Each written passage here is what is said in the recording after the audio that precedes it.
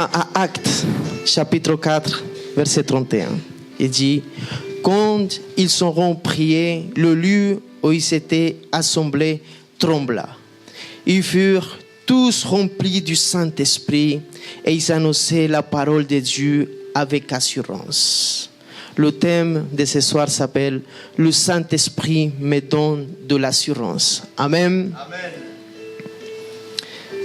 Là, Jésus-Christ, il les a dit aux apôtres, allez dans la chambre haute. Et là, ils sont restés en obéissance. Ils sont restés en commun accord. Ils ont prié. Ils s'attendaient que le Saint-Esprit vienne les remplir. Et là, ils s'étaient remplis du Saint-Esprit. Et ils ont commencé à parler des langues de feu. Qui veut parler des langues de feu ce soir-là? Amen. Et les gens qui étaient à l'extérieur, ils ont commencé à entendre des langues où ils étaient nés. Ils ont entendu du français, l'anglais, toutes les langues qui avaient été déversées à ce moment-là. Les langues de feu. Moi, je veux parler d'une langue, de celui qui reçoit le Saint-Esprit. Celui qui a reçu le Saint-Esprit va me comprendre de quelle langue je parle. C'est cette langue que même si c'est le français, mais que quand tu parles, il y a un feu dans ton cœur. Il y a cette assurance qu'il n'y a que le Saint-Esprit qui le donne. Et c'est pour ça que j'ai choisi, que Dieu m'a donné ce thème aujourd'hui. Le Saint-Esprit va te donner l'assurance de parler de Jésus-Christ. Amen. Là où tu ailles, tu ne vas plus être un chrétien dans le secret. Mais tu vas avoir l'assurance de parler. Même n'importe où, tu vas parler. Tu ne vas plus cacher ta Bible. Tu ne vas plus te cacher pour prier pour tes aliments. Mais le Saint-Esprit ce soir, il veut remplir les cœurs. Le Saint-Esprit aujourd'hui vous ramener une assurance dans ta vie. Il va te ramener et il va te convaincre de que Jésus-Christ est le chemin, la vérité et la vie. Et que où tu ailles, tu vas parler avec un feu dans ton cœur, avec une assurance. Et tout le monde va dire, lui, il dit vrai. Parce que c'est lui qui parle à travers du Saint-Esprit, il parle avec une assurance. Et même si la personne, tu crois qu'elle n'a pas reçu, elle a reçu. Parce que c'est le Saint-Esprit qui parle. Parce que c'est des langues de feu qui sortent de ta bouche. C'est un charbon ardent que Dieu l'a mis dans ta bouche. Amen. Amen. Qui vous parle la parole de Dieu avec une assurance ce soir. Le Saint-Esprit va venir, il va faire trembler cette lieu-là. Amen. Alors, il commence, les apôtres, ils reçoivent le Saint-Esprit. Ils disent la parole de Dieu que Jean et Pierre, ils marchaient et ils sont arrivés où il y avait un boiteux. Un boiteau, on dit un boiteux. Un boiteau. Et qu'est-ce qu'ils ont dit? C'est une parole qu'on apprend beaucoup les chrétiens. C'est quoi? Qui peut me dire? Je n'ai pas d'argent ni d'heure. Là, on a pris ce verset par cœur parce qu'on n'a pas d'argent. Mais nous, on a tout ça. Mais où ils ont donné quelque chose de mieux à cette voiture. Quelque chose qui allait être pour la vie éternelle. Il y a des choses corruptibles, mais il y a des choses incorruptibles. Mais il faut qu'on donne aussi un peu de choses corruptibles. De l'argent aussi, il faut donner, il faut aider les gens aussi. Mais il faut aussi aider les gens. Et c'est ça qui sert cette assurance. Quand on voit quelqu'un qui est dans le besoin, peut-être ce n'est pas un miracle physique, mais dans le spirituel, tu vas lui parler une parole qui vient du royaume, du cœur de Dieu, et ça va transformer la vie de cette personne. Il ne va plus être boiteux dans l'esprit, mais il va se redresser. Amen. Amen. Et c'est ça qui a fait Pierre. Mais à partir de là, ils ont commencé les problèmes pour les apôtres. Qui savait ça, que c'était à partir de là? C'était dans le temple, dans la porte de la Belle. Et là, tous les problèmes, ils ont commencé. Un miracle. Et là, ils ont commencé les problèmes. La parole de Dieu dit qu'ils sont venus, ils les ont mis où? En prison. Tout pour prêcher la parole, pour faire un miracle. Waouh! Des fois, dans ta vie, ils vont des choses qui vont s'élever. Parce que tu dis la vérité. Amen. Parce que tu parles aux gens du royaume des cieux. Mais tu sais quoi? Nous on dit, qu'un arbre, son fruit, personne jette des pierres. Quand un arbre il a des mangues, ou il y a des citrons, je ne sais pas, tout le monde jette des pierres. On le secoue. Parce que dans ta vie, c'est pareil. Au moment que tu vas commencer à porter des fruits, l'ennemi aussi va s'élever. Il va commencer à lancer des pierres dans ta vie. Tu vas dire, waouh, mais pourquoi je suis le bon chemin et là, je me sens secoué. Amen. Et la parole dit, lorsqu'ils virent l'assurance des pierres et des gens, ils furent étonnés, sachant que c'était des hommes de peuple sans intrusion, et ils les reconnaissent pour avoir été avec Jésus. La pierre, il était en prison à cause de le nom de Jésus-Christ. Parce que là, il a prêché. Et ce jour qu'il a prêché, il y a 5000 personnes qui sont venues à Jésus-Christ. 5000 personnes. L'église, elle a grandi. Elle a grandi complètement. Mais là, ils étaient en prison. Mais les gens, ils s'attendaient, qu'est-ce qui va passer avec Pierre et Jean? Et là, il y a eu une convocation dans le Sanhédrin. Et là, ils sont venus Caiphas, ils sont venus tous les gens les sacrificateurs et toute la race des sacrificateurs pour entendre Pierre comme il allait se défendre. Et là, Pierre, il fait une prédication extraordinaire. Jusqu'à le jour d'aujourd'hui, on répète ce qu'il a dit, Pierre, ce jour-là. Il a dit que Jésus-Christ, celui qui vous avez rejeté, c'était la pierre de l'angle. Waouh, là ils disent, mais quelle assurance. Là ils parlent encore de l'assurance.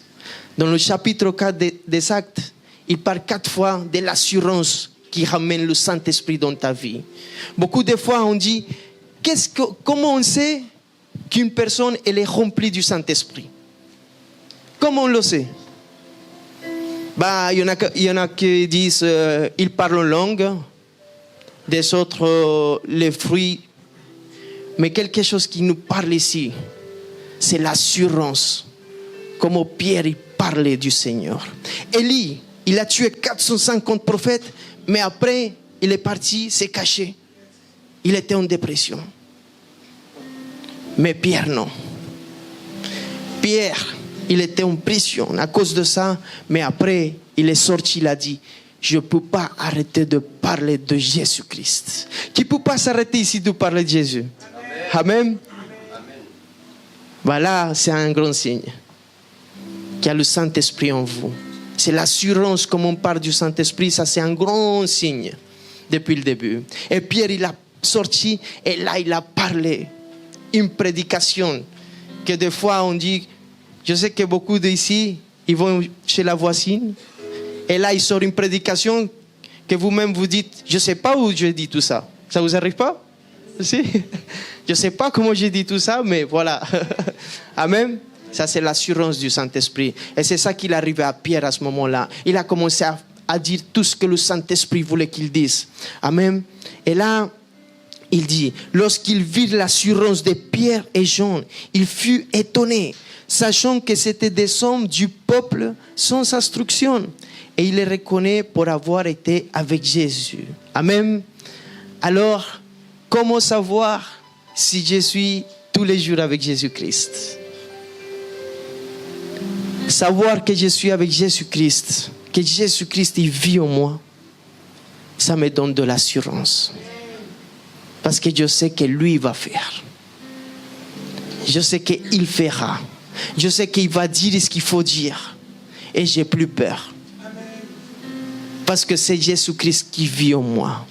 Là où ils sont reconnus qu'il avait été avec Jésus-Christ. Mais ce qu'ils ne savaient pas, c'est que Jésus-Christ, il était là avec lui. C'est la différence. Jésus-Christ, il est avec vous. Il est là avec vous tous les jours. Amen. Amen. Et là, je veux qu'on voit Matthieu 28, 10, 20.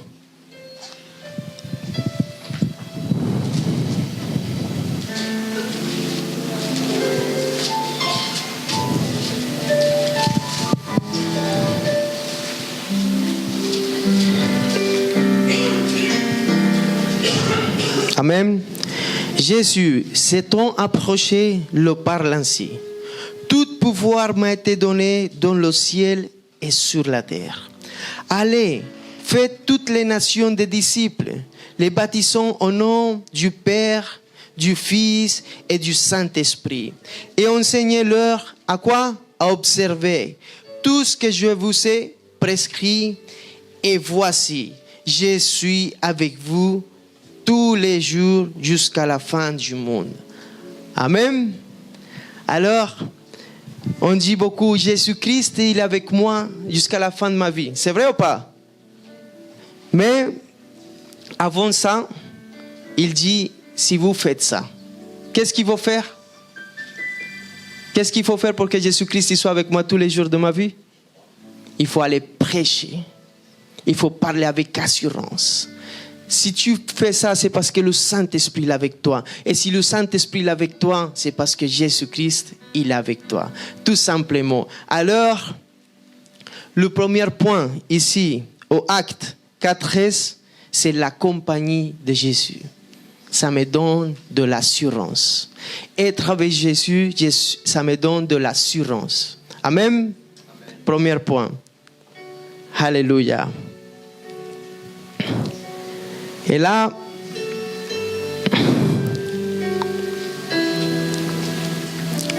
ils ont commencé à menacer à Pierre de plus prêcher le nom de qui? De Jésus-Christ. Et là, il a sorti, mais quand même, ils les sont lâchés. Ils sont sortis de prison. Mais la première chose qu'ils ont fait, c'est quoi? Ils sont partis prier à qui? À Dieu. Alors il dit en acte 4, 23, dit, après avoir été relâchés, ils allent vers l'heure et rencontrant tout ce que les principaux sacrificateurs et les anciens leur avaient dit.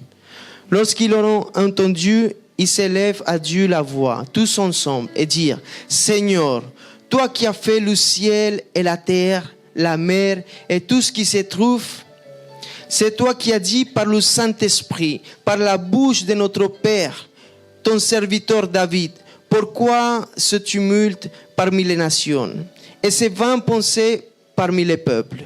Les rois de la terre se sont soulevés et les princesses sont liguées contre le Seigneur et contre son roi. En effet, contre ton saint serviteur Jésus, que tu as oint.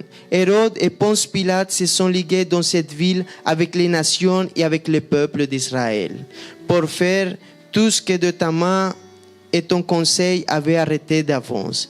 Et maintenant, Seigneur, vois leurs menaces et donne à tes serviteurs d'annoncer ta parole avec une pleine assurance. Alors, ils étaient persécutés. Pierre, ils avaient dit, tu ne peux plus prêcher ce nom-là. Je ne sais pas combien de personnes, leurs parents, leur mari, leur patron, il a dit, il ne faut plus prêcher ce nom-là. Il ne faut plus que tu pratiques ce nom ici. Il ne faut plus que tu évangélises dans ton droit de travail. Ou ton mari, peut-être, il te dit, arrête avec ton Jésus, laisse-moi tranquille. Mais il va venir une pleine assurance dans ta vie. Et là même où ils te disent non, c'est eux qui vont venir à Jésus-Christ. Parce que c'est l'assurance du Saint-Esprit. Lui va te donner les bons mots, les bonnes paroles. Et là tu vas faire des prédications extraordinaires comme Pierre. Amen. Alléluia. Alors le premier point, savoir que Jésus-Christ, il est avec moi, ça me donne quoi? De l'assurance. Et là je demande à qui? À Dieu Père. Le Fils, il est avec moi et je demande à Dieu le Père qui me donne l'assurance de pouvoir prêcher. Prêcher avec quoi? Avec une grande assurance. Amen. Amen. Là où tu vas y aller ce soir, à partir de ce soir, ta vie va changer. Je veux que tu saches dans ton cœur que Jésus-Christ est avec toi. Dès que le Saint-Esprit t'a rempli, dès qu'il va ramener une sagesse pas comme les hommes, mais une sagesse du royaume des cieux. C'est pas les mêmes choses qu'on cherche terrenellement, Mais là, tu vas commencer vraiment à chercher le cœur de Dieu et sa direction. Et là, tu vas commencer à parler. Il va y avoir un feu dans ton cœur à partir de ce soir. Et tu vas avoir envie d'aller prêcher aux pauvres, aux malades, aux prisonniers, aux gens de la rue. Le nom de Yeshua, le nom de Jésus-Christ. Parce que tu vas avoir la ferme assurance dans ta vie de qu'il est vivant, de qu'il n'est pas mort, de qu'il est à côté de toi et qu'il est en toi. Et tous ils vont reconnaître de que tu passes du temps avec Jésus-Christ. La compagnie de Jésus-Christ. Tout le temps, il est avec moi, il marche avec moi et il me porte. Quand tout est impossible. Parce que tu fais le possible. Mais quand c'est impossible, lui, il va te porter. Il y a beaucoup de problèmes dans ta vie. Oh, il s'est glorifié dans ta vie. Il t'a sorti de plusieurs choses dans ta vie. Tu as vu sa main puissante. Mais des fois, on oublie ça. Quand un autre problème arrive. N'oublie jamais comment Jésus-Christ, il te porte dans tes problèmes. Rappelle-toi de le jour où il t'a appelé avec des liens d'amour. Et maintenant, soyons-nous les liens d'amour. Parce que c'est nous qu'on va attirer les autres. En représentant l'amour. Avec l'amour, tu fais ta part. Tu fais les liens d'amour. Parce qu'il dit, je les amène à moi avec des liens d'amour. C'est vous les liens d'amour. Quand vous prêchez Jésus-Christ avec amour, avec assurance, avec ferveur, vous êtes ces liens d'amour. Amen. Vous êtes l'amour. Vous êtes le salut. Vous êtes la résurrection. Soyez sûrs de ça. Ayez cette assurance de que là où vous allez, la résurrection est arrivée. Là où vous allez, l'amour est arrivé. Là où vous allez, l'amour est arrivé. Et laissez le Saint-Esprit parler. Laissez que les miracles s'accomplissent. Quelqu'un qui vous prie pour une jambe, même si chez toi le miracle n'a pas été accompli, fais-le. Parce que des fois, tu raisonnes, tu dis, mais chez moi, je n'ai pas eu mon miracle. Comment je vais prier pour lui? Prie pour lui. Amen. Parce que la volonté de Dieu elle est parfaite. Et peut-être il est en train d'utiliser toi pour que ta foi commence à augmenter, pour qu'après le miracle, chez toi, elle s'efface. Amen. Soyons des liens d'amour. Soyons la résurrection. Ayons la ferme assurance ce soir de que Jésus-Christ est le vivant et que lui il vit pour les siècles des siècles. Que c'est lui l'alpha, c'est lui l'oméga, c'est lui le premier et le dernier. Donnons un fort applaudissement à le roi des rois. Il mérite, il est digne. Le Saint-Esprit, il vous déverser sur toi son amour, sa passion, sa bonté, mais surtout l'assurance de que tu es sauvé. Tu es sauvé. Ne dis plus jamais que peut-être tu es pas là, tu es là par accident. Ne crois pas que Jésus-Christ, il parle avec le Saint-Esprit, il dit, peut-être on s'est trompé. Il ne se trompe jamais. Amen. Jamais. Même quand le Seigneur, il était à Gethsemane, il ne s'est pas trompé. Il a souffert, le Seigneur. Pour autant, Dieu, il ne savait pas tromper ce qu'il allait faire dans sa vie. Je ne sais pas par où tu passes, mais Dieu, il ne s'est pas trompé. Il va se glorifier dans ta vie. Moi, je priais beaucoup pour qu'aujourd'hui ramène une ferme assurance dans ta vie. Dès quand tu parles de la mort, qu'est-ce qu'il a fait dans ta vie? Il y a un feu dans ton cœur qui s'élève. Quelque chose qui s'allume à chaque fois que tu prononces la prédication plus grande du monde, que c'est Jésus-Christ à lui-même. Son nom est si glorieux. Son nom est si grand qu'il y a juste à dire Jésus-Christ, il m'a sauvé. Je suis là aujourd'hui et tu es là ici, pas par accident, mais parce que c'est le plan parfait de Jésus-Christ. C'est le résultat de la croix. C'est le résultat de de tout ce qu'il a déversé, de tout son sang. Le Saint-Esprit dans ta vie. Alléluia. Amen. Et là,